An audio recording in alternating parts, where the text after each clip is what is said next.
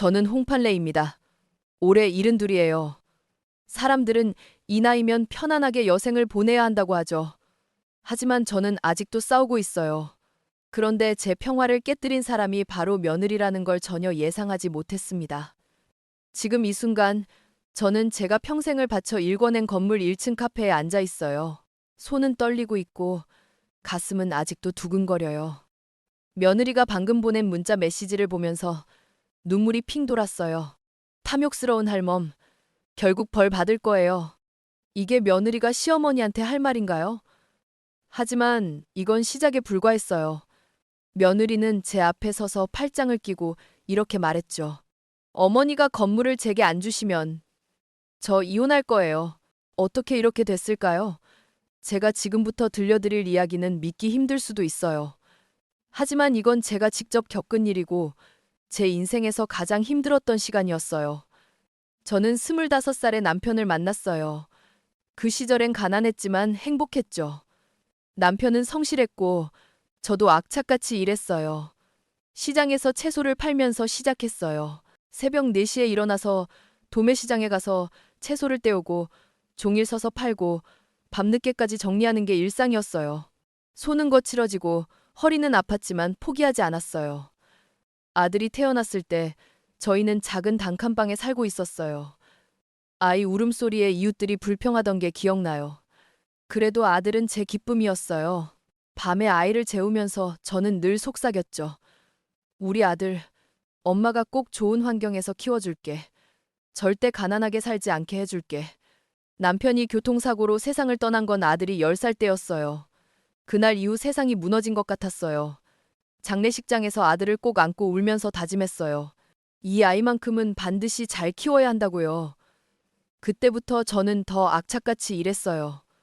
채소 장사뿐만 아니라 낮에는 식당에서 설거지도 하고 밤에는 청소일도 했어요. 잠은 하루에 4시간도 못 잤지만 견뎠어요. 10년이 그렇게 흘렀어요. 아들은 대학에 들어갔고 저는 그동안 모은 돈으로 작은 상가 건물을 샀어요. 서울 외곽의 오래된 건물이었지만 저한테는 꿈이었어요. 그 건물을 조금씩 수리하고 개선하면서 저는 행복했어요. 임대료가 들어오기 시작하면서 생활이 조금씩 나아졌죠. 아들이 28살 때 박지혜를 데리고 왔어요. 처음 만난 날 지혜는 환하게 웃으면서 말했어요. 어머니, 처음 뵙겠습니다. 저 박지혜예요. 어머니 아드님을 정말 사랑해요. 그때는 그 말을 믿었어요. 아들이 행복해 보였고 지혜도 예의 바른 것처럼 보였으니까요. 결혼식 날 저는 눈물을 흘렸어요. 이제 아들도 가정을 꾸렸구나 싶어서 기뻤죠. 그런데 결혼 후 몇 달이 지나면서 지혜의 태도가 달라지기 시작했어요. 처음에는 작은 것들이었어요. 명절에 와서도 스마트폰만 보거나 제가 해준 음식을 먹으면서 요즘은 이런 음식 안 먹어요.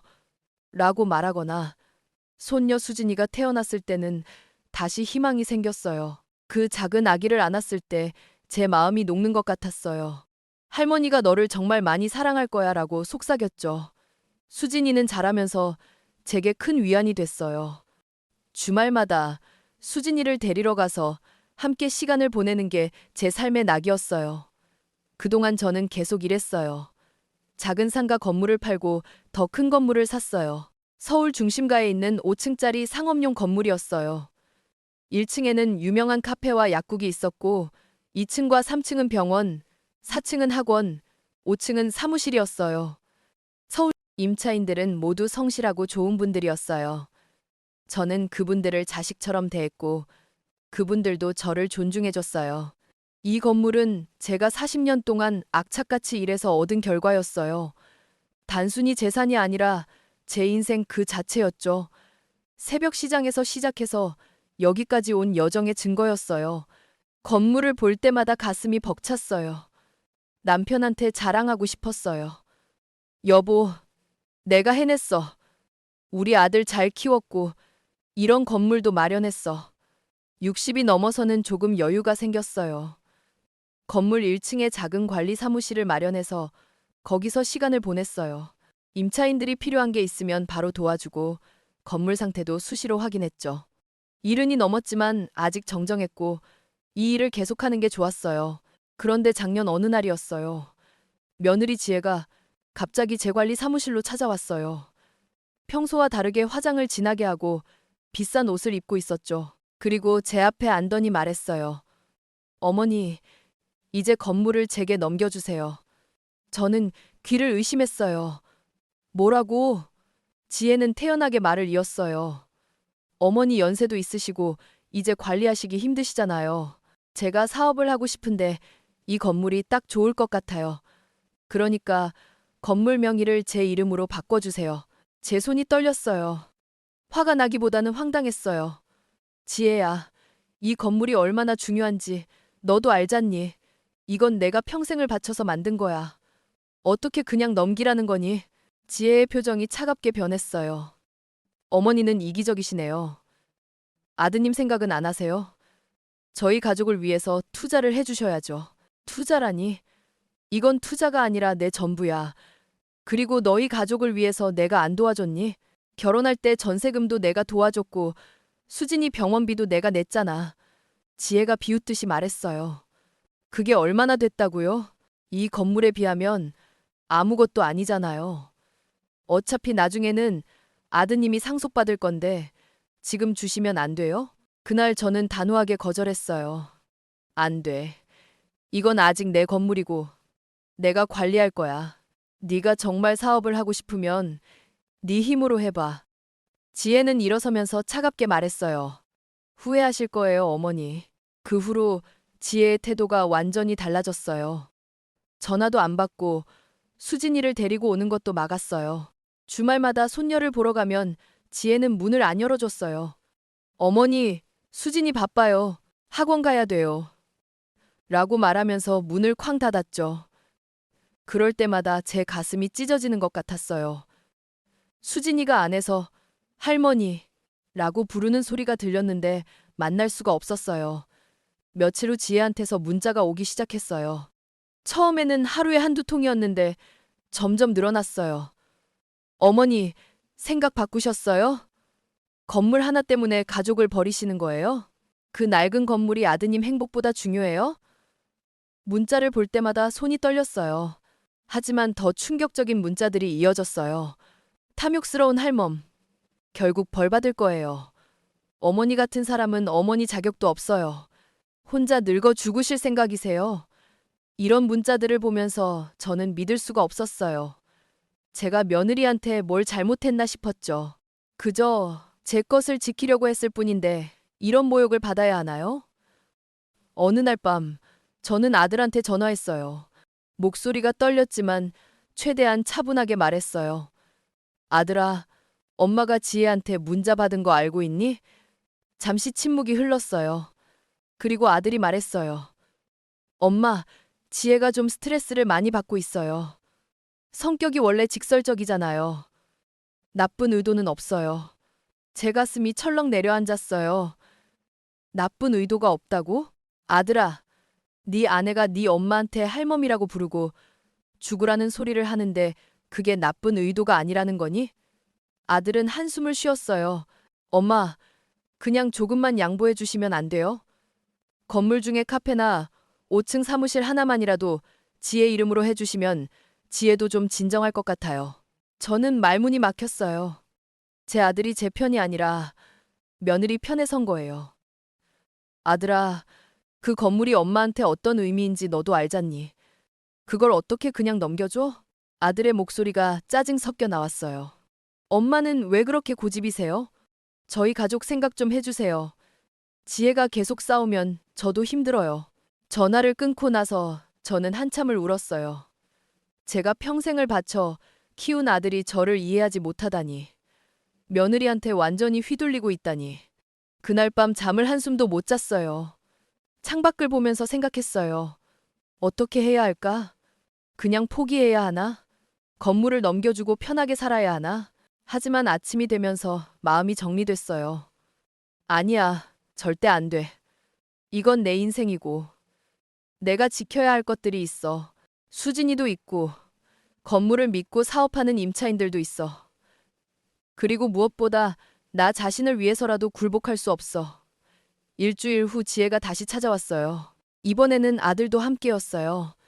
사무실 문을 열고 들어오는 지혜의 표정은 차가웠고 아들은 미안해 보였어요. 지혜가 먼저 입을 열었어요. 어머니, 마지막으로 여쭤볼게요. 건물 명의를 제게 넘겨주실 거예요. 안 주실 거예요? 저는 조용히 대답했어요. 안 줘. 지혜가 비웃었어요. 그렇게 나오시는 거예요? 좋아요. 그럼 저도 할 말이 있어요. 어머니가 건물을 안 주시면 저 이혼할 거예요. 제 심장이 멈추는 것 같았어요. 뭐라고? 지혜는 아들을 쳐다보면서 말했어요. 그리고 수진이는 제가 데리고 갈 거예요. 어머니는 다시는 수진이를 못 보실 거예요. 그 순간 제 온몸이 얼어붙었어요. 수진이를 못 본다고? 제 유일한 손녀를, 제 삶의 유일한 기쁨을 빼앗겠다고? 눈물이 주르륵 흘러내렸어요. 지혜야, 제발 그러지 마. 수진이는 관계없잖아. 아이를 볼모로 잡지 마. 지혜가 냉소적으로 웃었어요. 볼모요? 수진이는 제 딸이에요. 제가 데리고 가는 게 당연하죠. 어머니가 선택하세요. 건물이냐, 손녀냐. 저는 아들을 봤어요. 아들아, 네 생각은 어떠니? 너도 엄마한테 이럴 거니? 아들은 눈을 피하면서 작게 말했어요. 엄마, 지혜가 정말 힘들어해요. 조금만 도와주시면 안 돼요? 그날 두 사람이 돌아간 후 저는 바닥에 주저앉았어요. 가슴이 너무 아파서 숨을 쉴 수가 없었어요. 제가 뭘 잘못했나요? 제 것을 지키려는 게 잘못인가요? 며느리는 저를 탐욕스럽다고 하는데 정작 탐욕스러운 건 누구인가요? 그날 밤 저는 오래된 친구 최 변호사한테 전화했어요. 최 변호사는 제 옛날 친구의 아들이었어요. 부동산 전문 변호사로 유명한 분이죠. 변호사님, 저 좀 도와주세요. 제 목소리는 떨리고 있었어요. 다음 날, 변호사 사무실에서 만났을 때 저는 모든 걸 털어놨어요. 며느리의 협박, 문자 메시지, 아들의 태도까지 전부요. 최 변호사는 조용히 듣고 나서 말했어요. 할머니, 며느리가 정말 건물을 원한다면 한번 줘보시는 게 어때요? 저는 깜짝 놀랐어요. 변호사님마저 그러세요? 제가 여기까지 와서 그런 소리를 들으려고 온 게 아니에요. 최 변호사가 미소를 지었어요. 끝까지 들어보세요. 며느리한테 건물을 주되 할머니 방식대로 주는 거예요. 변호사가 설명하기 시작했어요. 증여와 매매의 차이, 증여세와 취득세, 그리고 가장 중요한 건 차용증이었어요. 변호사의 계획을 들으면서 저는 조금씩 희망이 보이기 시작했어요. 정말 이렇게 하면 될까요? 변호사가 고개를 끄덕였어요. 며느리가 정말 건물을 탐한다면 분명히 이 방법에 넘어올 거예요. 그리고 그때가 바로 할머니의 기회예요. 며칠 후 저는 지혜한테 전화했어요. 지혜야, 엄마가 생각을 좀 해봤어. 한번 만나자. 약속 장소는 변호사 사무실이었어요. 지혜가 도착했을 때 눈빛이 반짝였어요. 승리를 확신한 표정이었죠. 최 변호사가 설명을 시작했어요. 며느리분, 어머님께서 건물을 넘겨주기로 결정하셨습니다. 다만 방법을 정해야 하는데요. 증여와 매매 두 가지 방식이 있습니다. 지혜가 관심 있다는 듯이 물었어요. 차이가 뭔데요? 변호사가 차분하게 설명했어요. 증여로 하시면 건물을 무료로 받으시지만 증여세를 내셔야 합니다. 건물 시가가 약 50억 원이니까 증여세는 대략 16억 4천만 원 정도 됩니다. 지혜의 얼굴이 하얗게 질렸어요. 뭐라고요? 16억? 변호사가 계속 말했어요. 네, 증여세는 세율이 높거든요. 하지만 매매로 하시면 취득세만 내시면 됩니다. 약 2억 원 정도요. 지혜가 눈을 크게 떴어요. 그럼 매매로 해야죠. 변호사가 고개를 끄덕였어요. 그렇다면 매매 대금 50억 원을 준비하셔야 하는데요. 지혜의 표정이 다시 어두워졌어요. 50억을 어떻게 구해요? 그때 제가 입을 열었어요. 지혜야, 엄마가 50억을 빌려줄게. 대신 차용증을 쓰고 3개월 안에 갚아야 해. 그 기간 동안은 이자가 없어. 하지만 기간이 지나면 연 20% 이자와 지연 손해금이 붙어. 지혜가 잠시 망설였어요. 하지만 욕심이 판단력을 흐렸나 봐요. 좋아요. 그렇게 해요. 어차피 건물을 담보로 은행에서 돈 빌려서 갚으면 되죠. 계약서에 서명하는 지혜의 손은 떨리지 않았어요. 오히려 자신감에 차 있었죠. 저는 그 모습을 조용히 지켜봤어요. 계약서 2장이 완성됐어요. 하나는 건물 매매 계약서, 다른 하나는 50억 원 차용증. 지혜는 도장을 찍으면서 웃고 있었어요. 어머니, 이제 건물은 제 거예요. 잘 쓸게요. 건물 명의가 지혜 이름으로 바뀐 다음 날, 지혜는 바로 건물에 나타났어요. 1층 카페 주인한테 가서 말했어요. 이제부터 임대료를 50% 올릴 거예요. 다음 달부터 적용됩니다. 카페 주인은 놀라서 말했어요. 갑자기요? 계약서에는 그런 조항이 없는데요. 지혜가 차갑게 말했어요. 이제 제가 주인이에요. 싫으면 나가세요. 2층 병원에도 찾아가서 인테리어가 낡았다고 지적했어요. 이걸 어떻게 병원이라고 해요? 다 새로 해야겠어요. 비용은 반반 부담하시죠. 병원장이 황당해하면서 말했어요. 계약서에는 임대인이 수리하기로 되어 있는데요. 지혜가 비웃었어요. 계약서요? 계약서는 다시 쓸 수 있어요. 4층 학원에도 갔어요. 여기 방음이 안 되네요. 학생들 소리가 너무 시끄러워요. 방음 공사하세요. 아니면 임대료를 더 내시든지. 학원 원장이 난처해하며 말했어요. 저희가 10년째 여기서 장사하는데 전 주인은 이해해 주셨어요. 지혜가 코웃음을 쳤어요. 전 주인은 할머니잖아요. 저는 달라요. 임차인들이 하나둘씩 제게 전화를 걸기 시작했어요. 할머니, 새 주인이 너무해요. 저희를 쫓아내려는 것 같아요. 할머니, 도와주세요. 저희가 뭘 잘못한 건가요? 저는 전화를 받으면서 마음이 아팠어요. 하지만 참았어요. 아직 때가 아니었으니까요. 한 달이 지났어요. 지혜는 은행에 대출을 신청했어요. 하지만 은행에서 거절당했어요. 이유는 안정적인 수입이 없고 가족 간 거래라 의심스럽다는 거였죠. 지혜는 다른 은행도 알아봤지만 결과는 똑같았어요. 2달째. 지혜는 조금씩 불안해하기 시작했어요. 제게 전화를 걸어서 말했어요.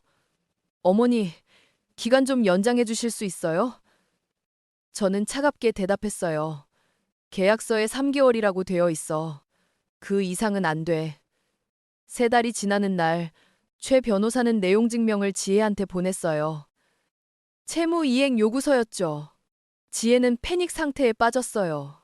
곧이어 가압류 신청이 법원에 제출됐어요. 건물이 동결됐어요. 채무 이행 요구서였죠. 매매도 안 되고 담보대출도 안 되고 아무것도 할 수 없게 된 거예요. 지혜한테서 전화가 왔어요. 목소리는 떨리고 있었어요. 어머니, 이게 무슨 짓이에요? 저는 조용히 대답했어요. 계약서대로 하는 거야. 네가 돈을 못 갚으니 내 권리를 행사하는 거지. 지혜가 소리를 질렀어요. 미쳤어요? 이건 사기예요. 저는 웃었어요. 사기? 계약서에 다 명시되어 있잖아. 변호사도 있었고 네가 직접 서명했어. 이게 어떻게 사기니? 지혜가 울먹이기 시작했어요. 제발요, 어머니. 조금만 기다려주세요. 제가 돈을 구할게요. 저는 단호하게 말했어요. 안 돼. 법대로 할 거야. 전화를 끊었어요. 손은 떨렸지만 마음은 확고했어요. 이제 시작일 뿐이에요. 며칠 후 아들한테서 전화가 왔어요. 엄마, 대체 무슨 짓을 하시는 거예요? 목소리에 화가 가득했어요. 저는 침착하게 대답했어요. 아들아, 엄마는 네 아내가 원하는 대로 해준 거야. 건물도 줬고 합법적으로 계약도 했어. 그런데 네 아내가 약속을 안 지키네? 아들이 답답하다는 듯이 말했어요. 그래도 이렇게까지 하실 필요가 있어요? 가족인데. 가족이라는 말에 제 가슴이 찢어졌어요. 가족? 아들아, 네 아내가 엄마한테 한 짓을 생각해봐. 할멈이라고 부르고 죽으라고 했어. 그게 가족이 할 짓이니? 아들은 할 말을 잃었어요.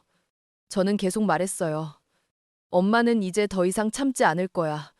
법대로, 계약대로 할 거야. 다음 주. 저는 최 변호사와 함께 이혼 소송을 준비했어요. 아들 이름으로 이혼 소송을 제기하는 게 아니라 제가 모든 증거를 모아서 아들을 설득하기로 했어요. 지혜의 문자 메시지, 협박 내용, 임차인들의 증언, 모든 걸 정리했어요. 변호사가 말했어요. 이 정도면 충분합니다. 그리고 양육권도 아버지 쪽으로 갈 가능성이 높아요. 저는 아들을 만나러 갔어요. 아들의 집 앞에서 기다리고 있었죠. 아들이 퇴근해서 돌아왔을 때 저를 보고 놀랐어요. 엄마, 왜 여기 계세요? 저는 봉투를 하나 건넸어요. 이거 한번 봐. 아들이 봉투를 열었어요. 안에는 지혜가 보낸 모든 문자 메시지 사본이 들어 있었어요. 아들은 종이를 보면서 얼굴이 창백해졌어요. 이게 정말이에요? 저는 고개를 끄덕였어요. 아들아, 엄마는 네가 행복했으면 좋겠어. 하지만 이런 사람과 함께 있어서 행복할 수 있겠니? 아들이 주저앉으면서 울기 시작했어요. 엄마, 미안해요. 제가 몰랐어요. 지혜가 이렇게까지 할 줄은. 저는 아들을 꼭 안아줬어요. 아들아, 늦지 않았어. 지금이라도 정신 차리면 돼. 수진이를 위해서라도 올바른 결정을 해야 해. 그날 밤, 아들은 집에 들어가서 지혜와 큰 싸움을 했어요. 다음 날 아들이 제게 전화했어요. 엄마, 이혼하기로 했어요. 그리고 수진이는 제가 키울게요. 이혼 조정 기일이 잡혔어요. 법원에서 지혜를 다시 만났을 때 지혜는 완전히 달라져 있었어요. 화려한 옷 대신 평범한 옷을 입고 얼굴은 수척해 보였어요. 조정실에서 최 변호사가 모든 증거를 제시했어요. 문자 메시지, 협박 내용, 임차인들의 진술서까지. 지혜의 변호사는 할 말이 없었어요. 조정위원이 말했어요. 며느리분, 이 증거들을 보면 귀하의 행동이 매우 부적절했다고 판단됩니다. 이혼은 합의되었고 양육권은 아버지에게 주는 것이 타당해 보입니다. 지혜가 소리를 질렀어요. 안 돼요. 수진이는 제 딸이에요. 조정위원이 엄숙하게 말했어요. 어머니의 행동이 자녀 양육에 적합하지 않다고 판단됩니다. 그리고 건물 문제도 있습니다. 건물은 매매로 취득하셨으니 부부 공동재산이 아닙니다. 하지만 50억 원의 부채는 귀하의 개인 채무입니다. 지혜의 얼굴에서 핏기가 가셨어요. 조정이 끝나고 나왔을 때 지혜가 제 앞을 가로막았어요. 할머니, 제발 용서해 주세요. 제가 잘못했어요. 건물 돌려드릴게요. 제발 수진이만은. 저는 지혜를 차갑게 바라봤어요. 넌 네가 뿌린 씨앗을 거두는 거야. 네가 원했던 거 다 줬잖아. 건물도, 이혼도. 지혜가 바닥에 주저앉아서 울었어요. 하지만 저는 돌아섰어요.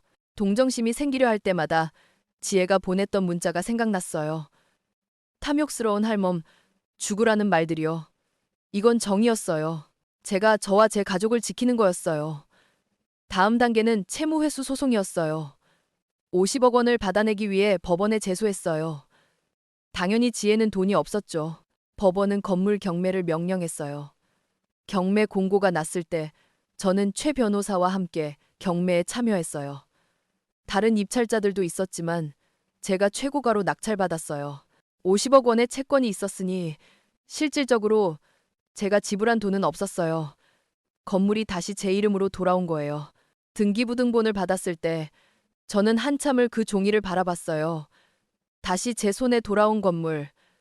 제 인생이 다시 제 것이 된 거예요. 지혜는 모든 걸 잃었어요.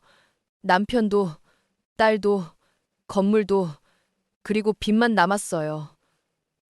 경매로 건물이 팔렸지만 50억이 다 충당되지는 않았고 이자와 지연 손해금까지 합쳐서 지혜는 약 10억 원의 빚을 지게 됐어요. 제가 듣기로는 지혜가 친정으로 돌아갔고 작은 식당에서 일하고 있다고 해요. 가끔 저는 생각해요. 제가 너무 가혹했나? 하지만 그럴 때마다 저는 고개를 저어요. 아니야. 지혜가 먼저 선택한 거야. 지혜가 탐욕을 선택했고 협박을 선택했어. 저는 그저 제 것을 지킨 것뿐이에요. 이혼 후 아들은 달라졌어요. 처음에는 힘들어했지만 점점 강해졌어요. 수진이와 함께 시간을 보내면서 진짜 아빠가 되어가는 모습을 보였어요. 어느 날 아들이 제게 말했어요. 엄마, 제가 정말 어리석었어요. 엄마가 평생 일해서 만든 걸 그렇게 쉽게 넘기라고 한 제가 부끄러워요. 저는 아들의 손을 잡았어요. 아들아, 이제라도 깨달았으면 됐어. 중요한 건 우리가 함께라는 거야. 아들이 눈물을 흘렸어요. 엄마, 앞으로 제가 잘할게요. 엄마를 꼭 행복하게 해드릴게요. 수진이는 이제 주말마다 저와 시간을 보내요. 지난 주말에는 수진이와 함께 1층 카페에 갔어요. 카페 주인이 반갑게 맞아줬어요. 할머니, 오랜만이에요. 정말 감사해요. 할머니가 아니었으면 저희 다 망할 뻔했어요. 저는 웃으면서 말했어요. 아니에요. 제가 당연히 해야 할 일을 한 거예요. 2층 병원장도 인사하러 내려왔어요. 할머니, 건강하시죠? 저희가 할머니 덕분에 계속 장사할 수 있어요.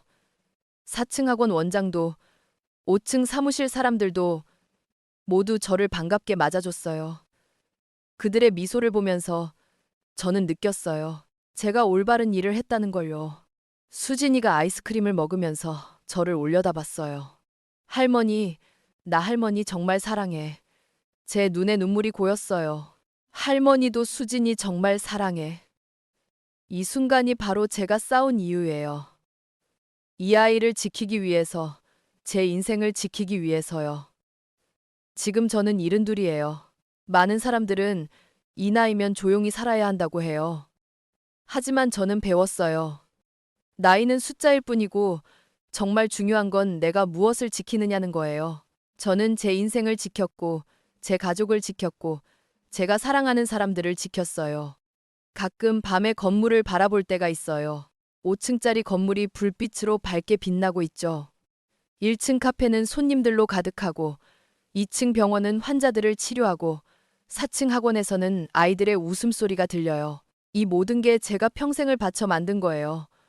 저는 남편이 보고 싶어요. 만약 남편이 살아있다면 제게 뭐라고 했을까요? 아마 이렇게 말했을 거예요. 여보, 잘했어. 당신은 강한 사람이야. 나도 자랑스러워. 그 말을 상상하면서 저는 미소를 지어요. 제 이야기를 듣는 여러분한테 하고 싶은 말이 있어요. 절대 여러분의 것을 쉽게 포기하지 마세요. 여러분이 평생을 바쳐 만든 것, 여러분의 인생, 여러분의 노력을 누구도 함부로 가져갈 수 없어요. 가족이라는 이름으로도, 사랑이라는 이름으로도요. 탐욕은 결국 스스로를 파괴해요. 지혜가 만약 처음부터 저를 존중하고 가족을 소중히 여겼다면 어땠을까요? 아마 지금쯤 우리는 행복하게 지냈을 거예요. 하지만 지혜는 탐욕을 선택했고 그 대가를 치르고 있어요. 제가 가혹하다고 생각하시나요? 어쩌면 그럴 수도 있어요. 하지만 저는 후회하지 않아요. 제가 만약 그때 굴복했다면 지금쯤 건물도 없고 수진이도 못 보고 아들도 계속 잘못된 길을 걸었을 거예요. 제가 강하게 대처했기 때문에 모든 게 바로잡힌 거예요. 어르신들을 무시하지 마세요. 우리는 오랜 세월을 살면서 많은 걸 배웠어요. 단순히 나이만 먹은 게 아니라 지혜도 함께 쌓였어요. 젊은 사람들은 가끔 어르신들을 만만하게 봐요. 늙었으니 약할 거라고, 쉽게 속일 수 있을 거라고 생각하죠. 하지만 그건 큰 착각이에요. 저는 요즘 행복해요. 아침에 일어나면 창문을 열고 건물을 바라봐요. 오늘도 좋은 하루야 라고 말하죠. 수진이와 놀고 아들과 저녁을 먹고 임차인들과 이야기를 나눠요. 이런 평범한 일상이 얼마나 소중한지 알아요. 지혜한테 가끔 생각이 나요. 지금 어떻게 지내고 있을까? 후회하고 있을까? 하지만 그건 지혜가 풀어야 할 문제예요. 저는 제 인생을 살아야 하니까요. 용서는 할 수 있어요. 하지만 잊을 수는 없어요. 그리고 다시는 그런 일이 일어나지 않도록 경계해야 해요. 아들이 요즘 건물 관리를 배우고 있어요. 제가 나중에 정말 나이가 들면 아들이 건물을 관리할 거예요. 하지만 그건 아들이 준비되었을 때예요. 제대로 배우고 책임감을 가지고 임차인들을 대하는 법을 알았을 때요. 그때가 되면 제가 편하게 물려줄 거예요. 인생은 길어요. 72이지만 저는 아직도 할 일이 많아요. 수진이가 잘하는 걸 봐야 하고, 아들이 훌륭한 사람이 되는 걸 도와야 하고, 건물도 계속 관리해야 해요. 그리고 무엇보다 저 자신을 위해 살아야 해요. 가끔 혼자 카페에 앉아서 커피를 마실 때가 있어요. 창밖을 보면서 지나가는 사람들을 구경하죠. 그럴 때마다 생각해요.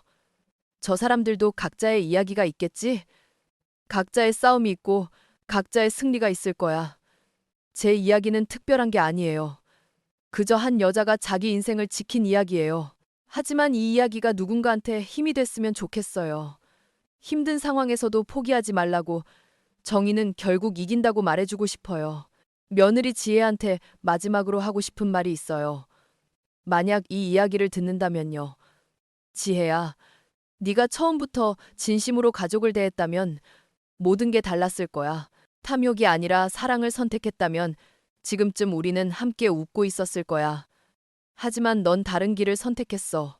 그리고 그 결과를 받아들여야 해. 수진이가 10살이 되면 이 이야기를 해줄까 생각 중이에요. 물론 아이가 이해할 수 있게 쉽게 설명할 거예요. 수진아, 할머니가 너를 얼마나 사랑하는지 알지? 할머니는 너를 지키기 위해 싸웠어. 그리고 이겼어. 수진이가 자라서 어른이 되면 할머니가 왜 그렇게 했는지 이해할 거예요. 요즘 날씨가 좋아요. 봄이 오고 있어요. 건물 앞 가로수에 꽃이 피기 시작했어요. 새로운 시작을 알리는 것 같아요. 저도 새로운 시작을 하는 기분이에요. 과거의 아픔을 뒤로하고 앞으로 나아가는 거예요. 1층 카페 주인이 오늘 새 메뉴를 만들었다며 시음해보라고 했어요. 달콤한 라떼였는데 정말 맛있었어요. 사장님, 이거 대박 날 것 같아요. 라고 말했더니 사장님이 웃으면서 말했어요. 할머니가 응원해 주시니까 힘이 나요. 이런 작은 순간들이 제게는 큰 행복이에요. 2층 병원장님이 최근에 저한테 건강검진을 무료로 해주셨어요. 할머니, 오래오래 건강하셔야 해요. 저희한테 필요한 분이세요. 검진 결과는 다행히 좋았어요. 의사 선생님이 놀라셨어요. 72이신데 이렇게 건강하시다니. 비결이 뭐예요? 저는 웃으면서 대답했어요. 할 일이 많아서요. 그리고 지켜야 할 사람들이 있어서요.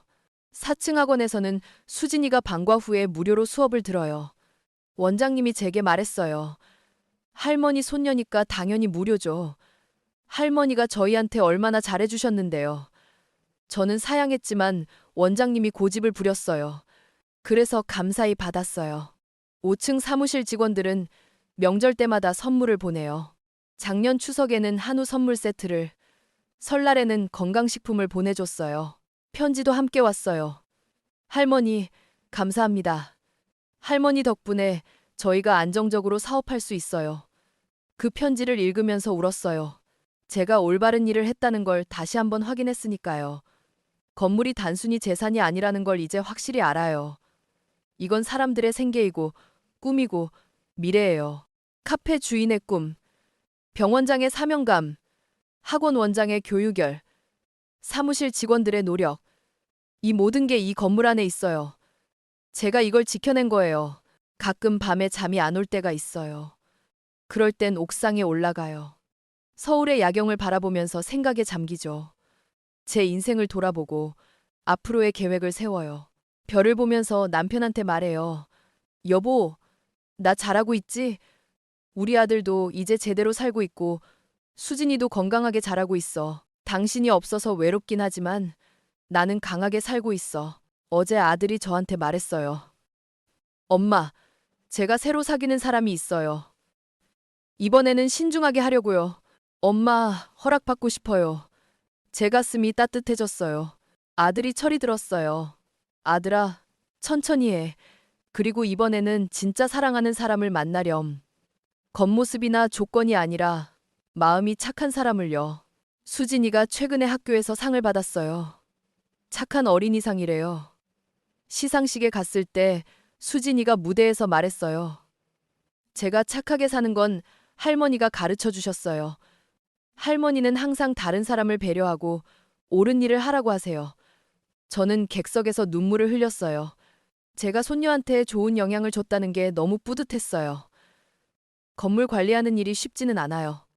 매일 확인할 게 많고 문제가 생기면 해결해야 하고 임차인들의 요청도 들어줘야 해요. 하지만 저는 이 일이 좋아요. 엔데레 유게게인데 제가 필요한 곳이 있고 제가 도움을 줄 수 있다는 게 행복해요. 지난주에 1층 카페에서 작은 화재 경보가 울렸어요. 다행히 오작동이었지만 저는 바로 달려갔어요. 소방관들이 확인하고 괜찮다고 했을 때 안도했어요. 카페 주인이 미안해하면서 말했어요. 할머니, 놀라셨죠? 죄송해요. 저는 웃으면서 말했어요. 아니에요. 아무 일 없어서 다행이에요. 다음에는 정기 점검을 더 자주 하죠. 이렇게 작은 일들이 쌓여서 신뢰가 만들어져요. 임차인들은 제가 항상 자기들 편이라는 걸 알아요. 문제가 생기면 제가 해결해 줄 거라는 걸 믿어요. 이게 바로 제가 지켜야 할 것들이에요. 최 변호사님이 최근에 저한테 말했어요. 할머니, 정말 대단하세요. 그때 할머니가 포기했다면 지금쯤 어떻게 됐을까요? 저는 대답했어요. 포기는 생각도 안 했어요. 이건 제 인생이니까요. 그리고 변호사님 덕분이에요. 변호사님이 도와주지 않았다면 저 혼자서는 힘들었을 거예요. 법이 공정하다는 걸 배웠어요. 처음에는 법이 복잡하고 어려워 보였어요. 하지만 제대로 알고 사용하면 법은 약자를 보호해줘요. 제가 강해서 이긴 게 아니라 법이 오른편에 섰기 때문에 이긴 거예요. 며느리 지혜가 만약 법을 이해했다면 애초에 그런 시도를 하지 않았을 거예요. 증여세, 취득세, 차용증, 이런 것들이 뭔지 제대로 알았다면요. 하지만 지혜는 욕심이 앞서서 아무것도 생각하지 못했어요. 그게 바로 탐욕의 맹점이에요. 눈앞의 이익만 보고 나중 일은 생각 못해요. 저는 이제 평화로워요. 더 이상 협박 문자를 받지 않아요. 더 이상 며느리 눈치를 보지 않아요. 제 건물에서, 제 방식대로, 제 인생을 살아요. 이게 얼마나 큰 자유인지 몰라요. 지난 일요일에 수진이 아들과 함께 한강에 갔어요. 피크닉을 했어요. 수진이가 연을 날리면서 깔깔 웃었어요. 아들은 옆에서 수진이를 도와주면서 행복해 보였어요. 저는 돗자리에 앉아서 그 모습을 지켜봤어요. 이게 바로 내가 원했던 거야. 라고 생각했어요. 요즘 아침마다 감사 일기를 써요. 감사한 일 3가지씩 적어요. 오늘은 이렇게 썼어요. 하나, 건강한 아침을 맞이한 것. 둘, 수진이의 웃음소리를 들을 수 있는 것. 셋, 내가 지켜낸 이 건물이 많은 사람들에게 도움이 되고 있다는 것. 작은 것에 감사하는 마음이 생기니까 하루가 더 행복해져요. 어제 우연히 슈퍼마켓에서 옛날 시장 동료를 만났어요. 40년 전에 같이 채소 장사하던 분이에요. 서로를 알아보고 깜짝 놀랐죠. 팔레야, 정말 오랜만이네. 우리는 근처 카페에 앉아서 한참을 이야기했어요. 그분은 아직도 시장에서 일하신대요. 너는 정말 성공했구나. 건물주라며? 저는 웃으면서 말했어요. 성공이라기보다는 그냥 열심히 산 거지. 언니도 충분히 대단해. 그분과 이야기하면서 제 인생을 돌아봤어요. 25살에 제가 지금의 저를 봤다면 믿을 수 있었을까요? 단칸방에서 시작해서 5층짜리 건물주가 됐다는 걸요. 그리고 며느리와의 전쟁에서 이겼다는 걸요. 아마 믿지 못했을 거예요. 하지만 인생은 그렇게 흘러가는 거예요. 한 걸음 한 걸음 걸어가다 보면 생각지도 못한 곳에 도착하게 돼요. 임차인분들이 최근에 깜짝 파티를 열어줬어요. 제 생일도 아닌데 말이에요. 할머니 감사 파티래요. 1층 카페에서 다 같이 모였어요. 카페 주인, 병원장, 학원원장, 사무실 직원들 모두요. 케이크도 준비하고 꽃다발도 주고 감사 편지도 읽어줬어요. 편지 내용이 정말 감동적이었어요.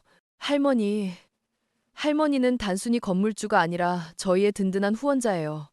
힘들 때마다 격려해 주시고 문제가 생기면 함께 고민해 주세요. 할머니가 계셔서 저희가 안심하고 일할 수 있어요. 편지를 들으면서 눈물이 멈추지 않았어요. 그날 저는 깨달았어요. 제가 건물을 지킨 게 아니라 사람들을 지킨 거라는 걸요. 만약 지혜한테 건물이 넘어갔다면 이분들이 다 쫓겨났을 거예요. 임대료를 감당 못해서 혹은 지혜의 변덕스러운 요구를 견디지 못해서요. 제가 버틴 건 저를 위해서만이 아니라 이분들을 위해서이기도 했어요. 요즘 건물에 새로운 변화를 주고 있어요. 외벽을 새로 칠하고 복도 조명을 LED로 교체하고 화단도 새로 꾸몄어요. 건물이 더 밝고 깨끗해 보여요.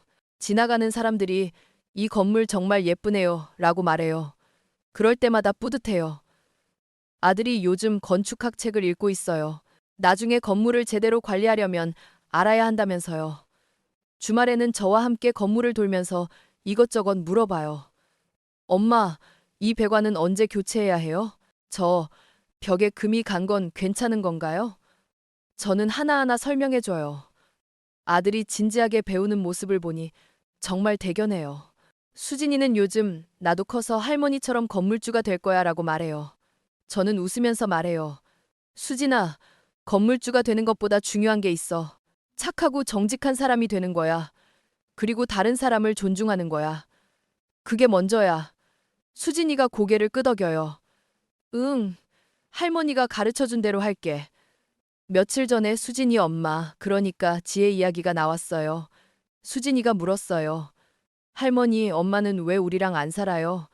제 가슴이 아팠어요. 어떻게 설명해야 할까요? 저는 신중하게 말했어요. 수진아, 어른들의 일은 복잡해. 하지만 엄마는 수진이를 사랑해. 그리고 할머니랑 아빠도 수진이를 정말 많이 사랑하지. 수진이가 또 물었어요. 엄마가 나쁜 사람이에요? 저는 단호하게 말했어요. 아니야, 수진아. 엄마는 나쁜 사람이 아니야. 그냥 실수를 했을 뿐이야. 우리 모두 때때로 실수를 하잖아. 중요한 건 그 실수에서 배우는 거야. 수진이가 생각하더니 말했어요. 그럼 엄마도 배웠을까요? 저는 대답했어요. 아마 그럴 거야. 할머니는 그렇게 믿고 싶어. 솔직히 지혜를 완전히 용서했는지는 모르겠어요. 아직도 그 문자 메시지들을 생각하면 화가 나요. 하지만 증오에 매달려 있고 싶지는 않아요. 제 인생을 증오로 채우기엔 너무 아까워요.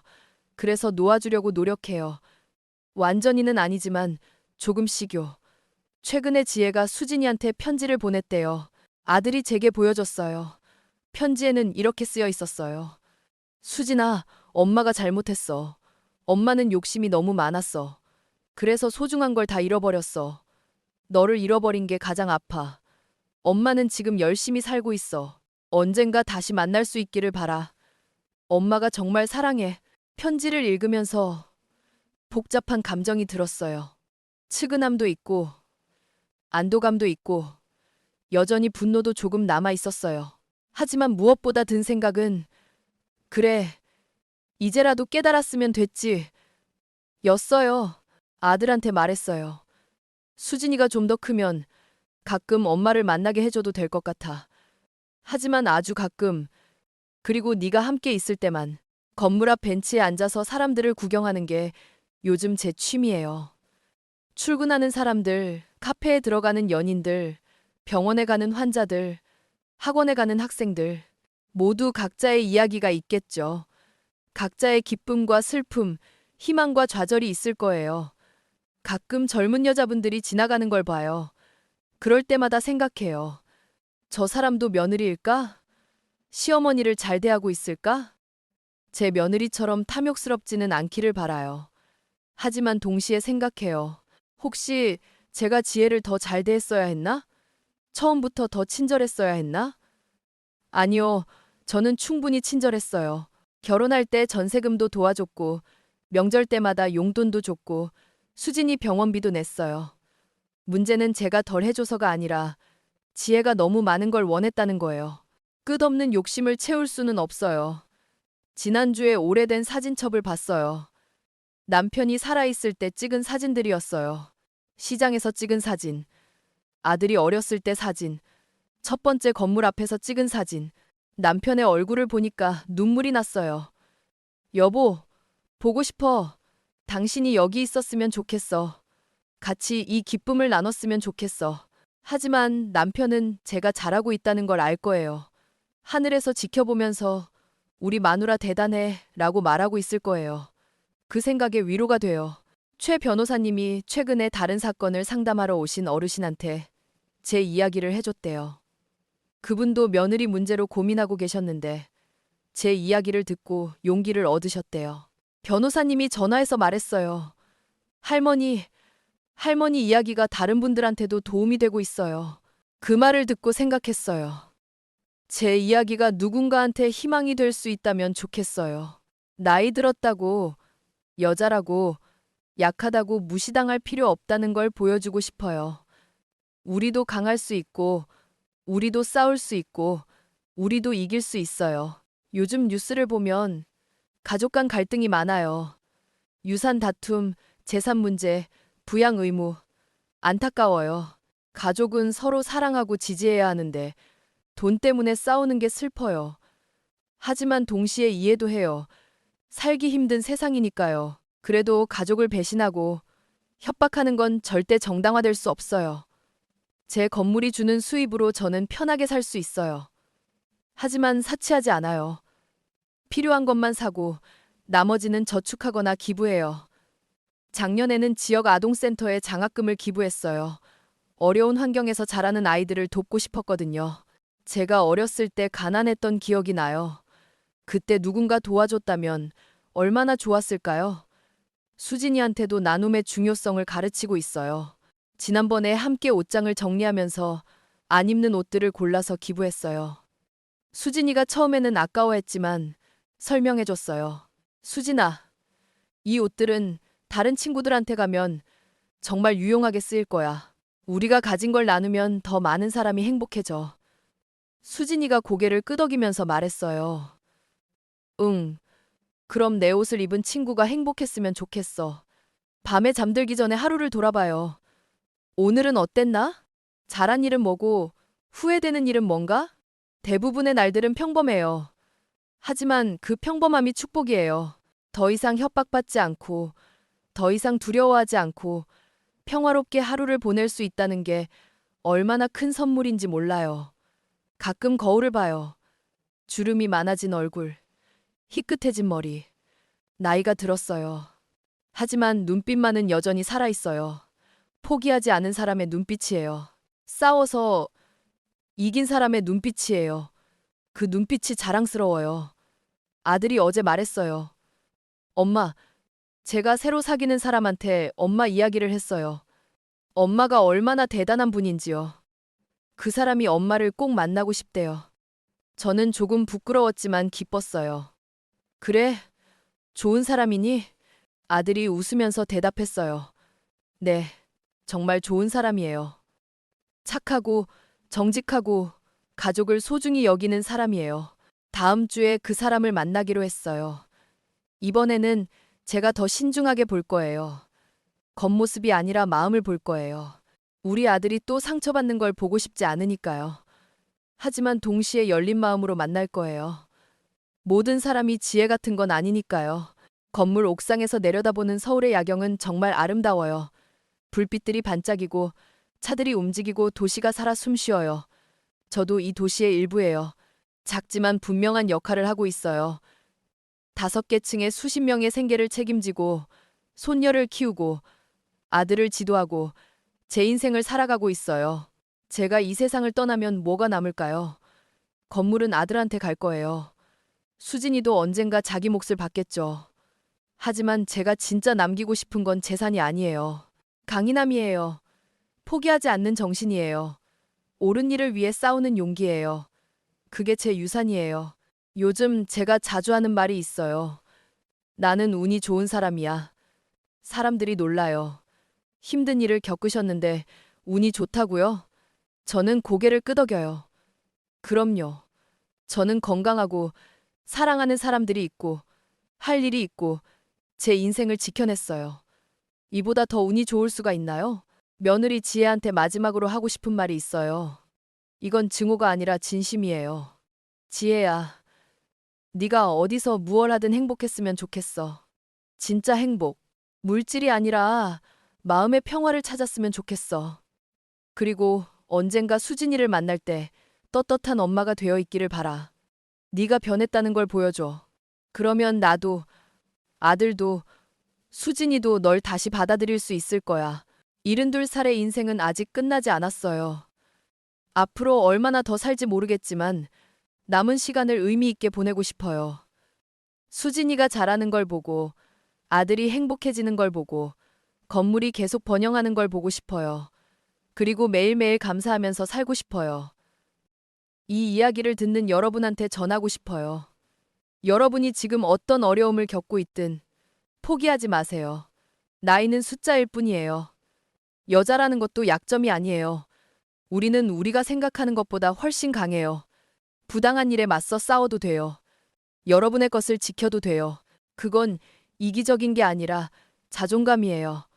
그리고 가족이라는 이름으로 여러분을 괴롭히는 사람이 있다면 경계를 설정해도 괜찮아요. 사랑은 희생만을 의미하지 않아요.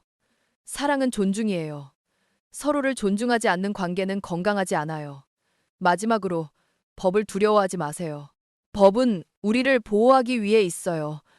잘 알고 활용하면 강력한 무기가 돼요. 부당한 일을 당하면 전문가한테 도움을 청하세요. 혼자 견디려고 하지 마세요. 지금 저는 1층 카페에 앉아 있어요. 창밖에는 햇살이 따스하게 비치고 있어요. 수진이가 학교에서 돌아오면 같이 아이스크림을 먹으러 갈 거예요. 아들은 저녁에 들러서 같이 저녁을 먹자고 했어요. 평범한 하루예요. 하지만 제게는 이 평범함이 가장 큰 승리예요. 제 이름은 홍팔레입니다. 72살이에요. 저는 제 인생을 지켰어요. 그리고 앞으로도 계속 지킬 거예요. 이게 제 이야기예요. 한 여자가 탐욕과 배신에 맞서 싸워서 이긴 이야기예요. 완벽한 승리는 아니었어요. 상처도 많이 받았고 눈물도 많이 흘렸어요. 하지만 저는 여전히 서 있어요. 그리고 그게 가장 중요해요. 여러분도 할 수 있어요. 힘들 때, 절망스러울 때, 제 이야기를 기억해 주세요. 72살의 할머니도 해냈어요. 여러분도 할 수 있어요. 포기하지 마세요. 싸워도 괜찮아요. 그리고 믿으세요. 결국 정의는 승리한다는 걸요. 건물 밖에서 수진이 목소리가 들려요. 할머니. 제 얼굴에 미소가 번져요. 이게 바로 제가 지켜낸 것들이에요. 이 순간, 이 행복, 이 평화, 그 어떤 건물보다 소중한 거예요. 저는 일어나서 손녀를 맞으러 갑니다. 새로운 하루가 시작돼요. 그리고 저는 준비되어 있어요. 무엇이 오든 저는 이제 두렵지 않으니까요.